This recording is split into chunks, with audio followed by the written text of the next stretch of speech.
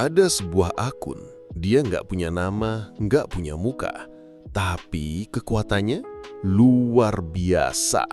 Cuma modal ketikan jari, akun ini bisa menghancurkan reputasi seseorang, menyebar fitnah yang bikin semua orang ribut, dan jadi sumber ketakutan di dunia maya.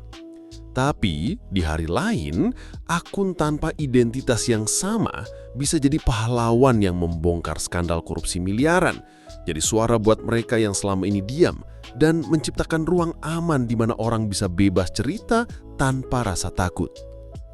Dan ini bukan skenario film, ini beneran realitas dari dua wajah manusia di balik akun anonim.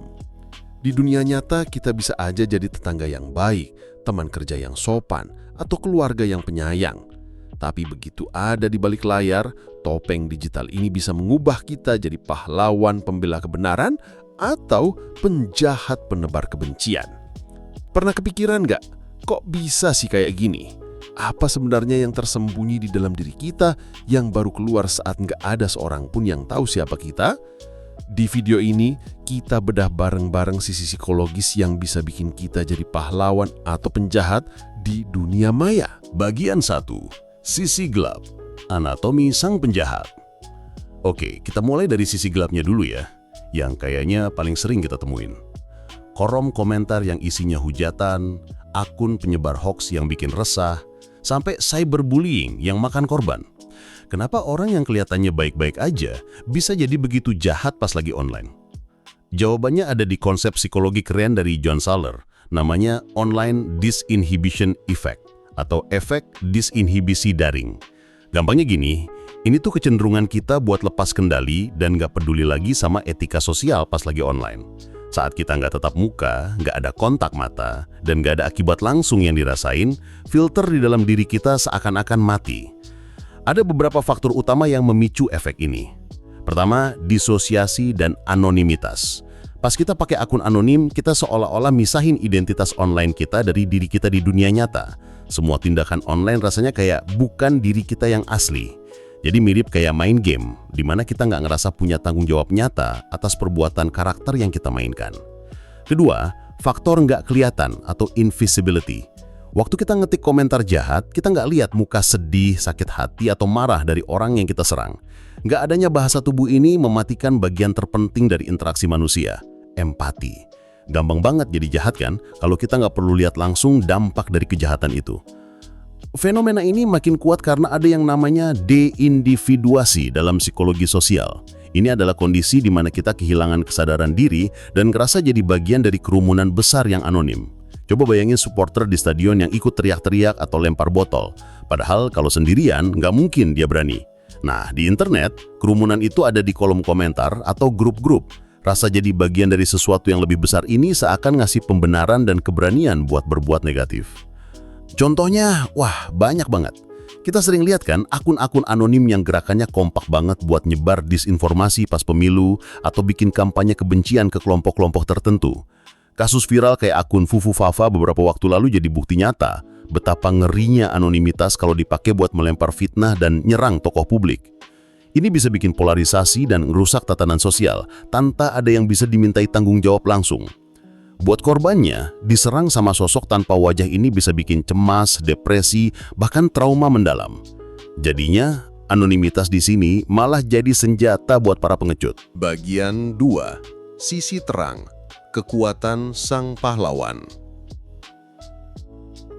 Tapi apa iya topeng anonim ini cuma melahirkan monster? Ternyata topeng yang sama juga bisa melahirkan pahlawan. Kekuatan yang bisa menghancurkan nyatanya juga bisa membangun dan menyelamatkan. Kalau sisi gelap anonimitas lahir dari hilangnya rasa takut akan akibat, maka sisi terangnya justru lahir dari hadirnya rasa aman. Buat banyak orang, anonimitas adalah satu-satunya tameng yang mereka punya untuk menyuarakan kebenaran tanpa membahayakan nyawa, karir, atau keluarga. Disinilah dunianya para whistleblower.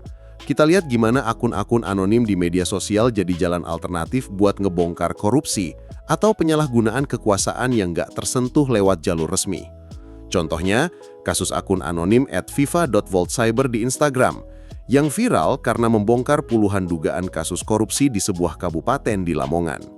Akun itu bikin heboh publik, dan bahkan aparat penegak hukum sampai turun tangan. Tanpa tameng anonimitas, keberanian kayak gini mungkin gak akan pernah ada. Mereka ini pahlawan yang terpaksa tak terlihat demi melindungi diri sendiri. Selain itu, anonimitas juga ngasih kebebasan berekspresi yang penting banget buat individu dari kelompok marginal atau mereka yang hidup di bawah tekanan. Seseorang yang lagi berjuang melawan masalah kesehatan mental, misalnya, mungkin terlalu takut buat cerita ke orang terdekat karena stigma. Tapi di forum anonim, dia bisa bebas berbagi perasaan, minta tolong, dan nemuin komunitas yang mendukung tanpa dihakimi. Di sini, anonimitas bukan lagi topeng buat ngumpet, tapi jadi pintu untuk membuka diri. Internet, lewat anonimitasnya, ngasih ruang buat aktualisasi diri. Ruang di mana status sosial, penampilan fisik, dan jabatan di dunia nyata jadi nggak relevan. Semua orang punya kesempatan yang sama buat didengar berdasarkan kuatnya argumen mereka, bukan siapa mereka. Buat para aktivis HAM, jurnalis warga, atau anggota komunitas LGBTQ+, di negara yang represif, anonimitas adalah alat perjuangan yang vital. Ia jadi kekuatan super yang menyeimbangkan medan perang. Bagian 3. Titik pilih dan refleksi. Jadi, kita punya dua sisi mata uang yang sama nih.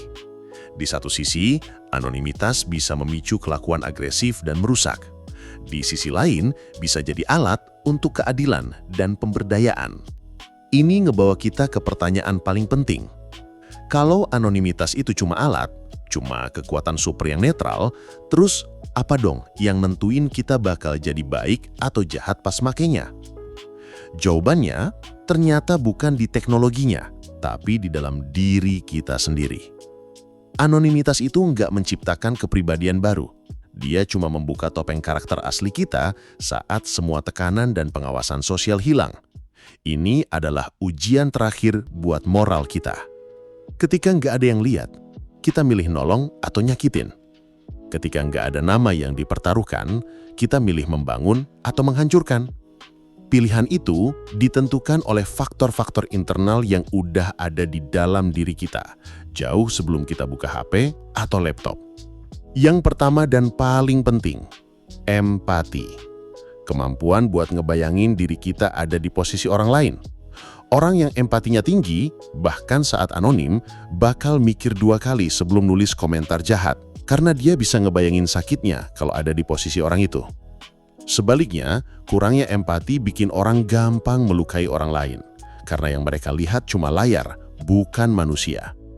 Kedua, kesadaran diri dan rasa tanggung jawab pribadi.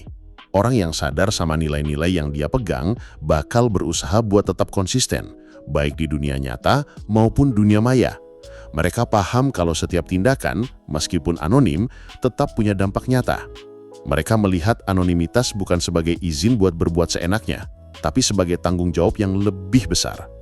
Dan yang terakhir, tentu aja pengaruh dari lingkungan digital kita. Aturan main di sebuah platform itu ngaruh banget. Kalau sebuah forum punya aturan tegas dan moderasi yang bagus, perilaku negatif biasanya bakal berkurang. Sebaliknya, kalau sebuah platform ngebiarin kebencian tumbuh subur, ya dia bakal narik lebih banyak orang buat ikutan berbuat sama.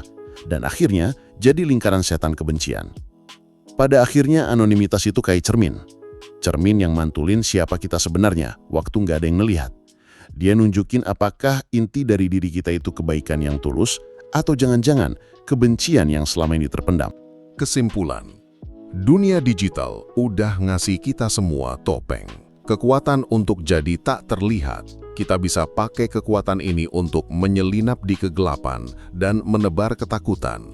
Jadi penjahat yang bersembunyi di balik ketiadaan nama.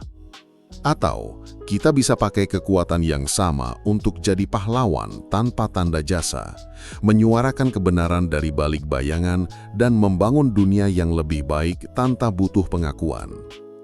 Setiap hari, kekuatan itu ada di ujung jari kita. Mau jadi pahlawan atau penjahat, pilihannya murni di tangan kita. Dan pilihan itulah yang paling jujur mendefinisikan siapa kita. Nah, sekarang giliran kamu. Menurutmu, apa sih faktor paling gede yang bikin seseorang jadi pahlawan atau penjahat pas lagi online? Faktor dari dalam diri kayak kepribadian atau faktor dari luar kayak lingkungan pertemanan di dunia maya? Coba deh, share pendapat dan pengalaman kamu di kolom komentar. Diskusi kita di sana penting banget loh.